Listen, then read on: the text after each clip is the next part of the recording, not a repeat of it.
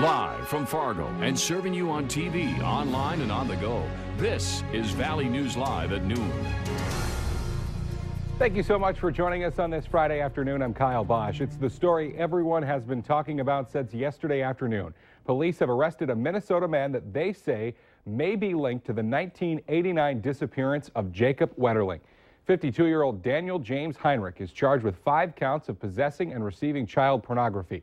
Authorities say during a search warrant served on Heinrich's home in July, they found 19 3-ring binders filled with pornographic images of young boys.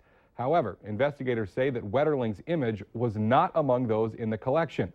A sample of Heinrich's DNA has also been matched to a kidnapping and sexual assault case involving a young boy from Cold Spring, Minnesota, back in January of 1989, about 10 months before Wetterling disappeared in the nearby town of St. Joseph. Now, officials say so far Heinrich has not been charged in connection with the Wetterling abduction, but he is officially being named a person of interest in that case. The Wetterling family did release a statement. It says that they are grateful for the prayers, support, and hope shared in their search for Jacob and search for answers. Heinrich's first court appearance is set for next week. We have some new information on a story that we first told you about yesterday on the closure of a section of I-29. Police shut down part of the interstate between Watertown and Brookings, South Dakota Wednesday night. Investigators say a state trooper had just finished with a routine traffic stop when he heard a loud pop. Then one of his patrol car windows shattered. Traffic was diverted off the interstate for several hours while the police investigated. Now, police say they still don't know what caused the window to explode, but they say they don't believe the public is in any danger. More than 6,000 federal inmates in jail on drug charges are set to be released from prison starting today. That includes 23 inmates coming to North Dakota, 54 in Minnesota, and 17 in South Dakota. According to the Washington Post, a third of the inmates are foreign citizens who will be transferred to U.S. Customs and Immigration Enforcement and eventually be deported back to their home countries. Now, the largest number of inmates being released, 597, they're being released in Texas. Florida will have the second largest number released, 310. No snow on the ground yet, but we do have a reminder for drivers in Fargo that winter parking restrictions go into effect on Sunday. It all means no overnight parking in some areas to make sure that there's room for snow removal. Now, the main area where you'll want to pay attention is in the middle of the city.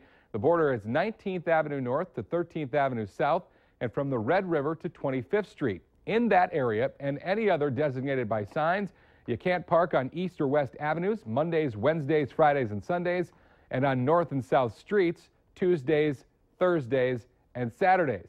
The parking ban starts at 1 a.m. and goes until 7 a.m. Well, just in time for a busy weekend of trick-or-treating, the weather is taking a turn for the better.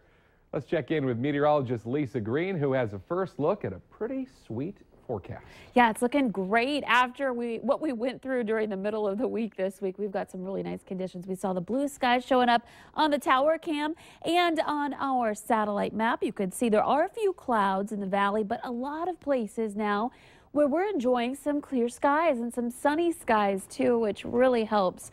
Even if it's not warming up much, that sunshine just makes it feel better to be outdoors, brightens things up. There is some cloud cover in the south. That's also where we may be having some sprinkles at this point too, but most areas on the nice quiet side. Temperatures rising into the 40s. We've got 43 in Grand Forks, 47 in Fargo, 40 in Bemidji, and the cool spot is Oaks at 39. That's where we dipped down into the 20s overnight last night, so it's going to take a little bit for you to warm up. It's a little breezy out there too. You can see the camera shaking just a bit. Temperatures are going to rise into the mid-50s for highs today in Fargo with, again, some variable cloudiness.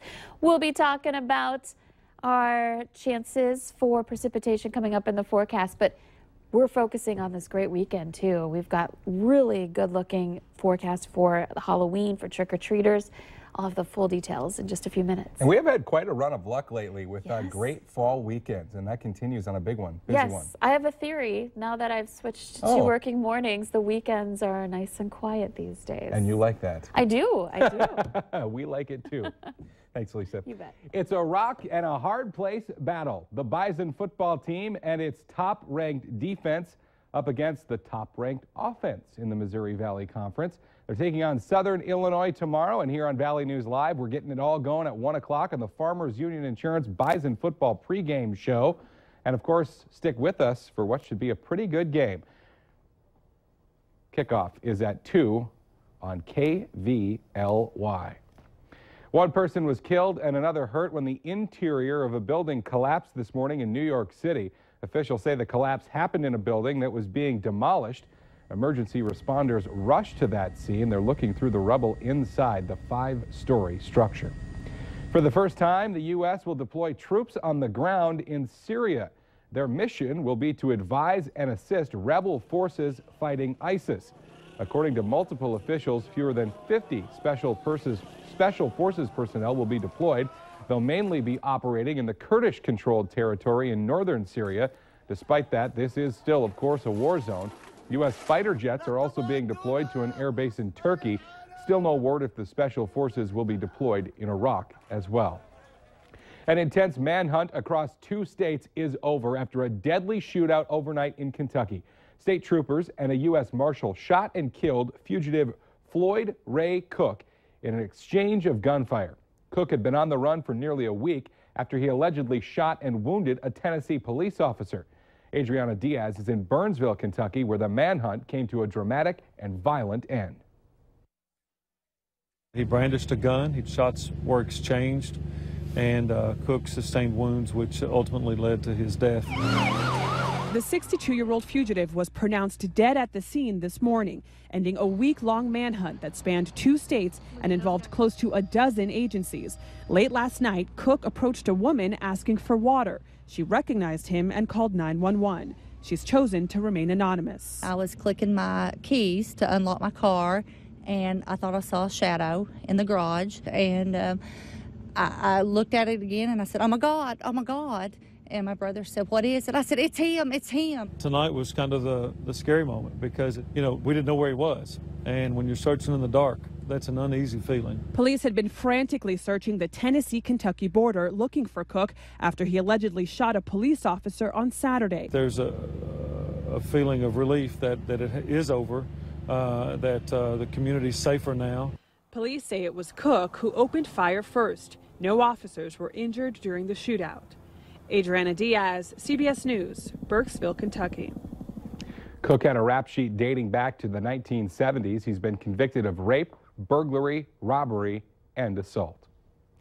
Well, while you could see some sticker shock if you're buying Halloween candy before the trick-or-treaters show up tomorrow, we've got that story coming up in a little bit. But first, speaking of those trick-or-treaters, are they going to have to wear any snowsuits over their costumes this year? Not looking like it, but Lisa Green will detail our entire weekend forecast coming up next.